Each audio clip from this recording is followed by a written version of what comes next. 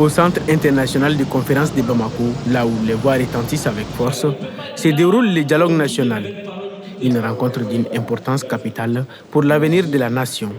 À l'entrée de la salle de séance, nous rencontrons Ag Aklini, un homme au visage marqué par les épreuves, mais dont les regards brillent d'une lumière d'espoir. Il est délégué des réfugiés maliens du Niger. On a un nombre de 21 000 et quelques, soit 4 000 et quelques ménages au Niger. Surtout, je parle d'Abala seulement, ce n'est pas dans tout le Niger. Ag Aklini porte la voix de ces milliers de Maliens vivant sur le sol nigérien. En 2022, plus de 181 000 ressortissants maliens étaient réfugiés au Niger, en Mauritanie et au Burkina Faso. Pour Ag Aklini et ses pairs, ce dialogue est bien plus qu'une simple réunion politique. C'est un moment historique où les voix de toutes les régions de la diaspora, mais particulièrement les leurs, sont enfin entendues.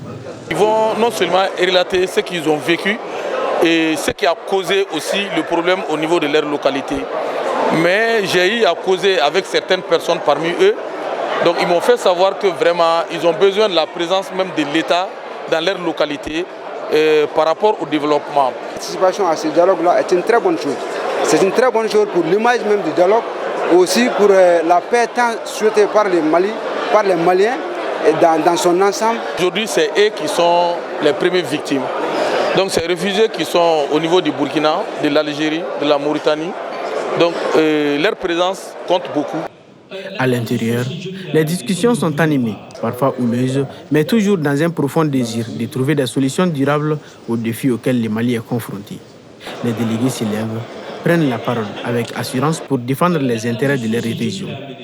Pour Ag Aklini, ce qui est urgent et prioritaire, mis à part leur retour, c'est la visite officielle des autorités maliennes sur leur site.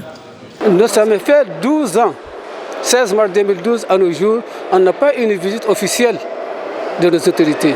C'est très important que le Niger sache que le Mali pense à nous.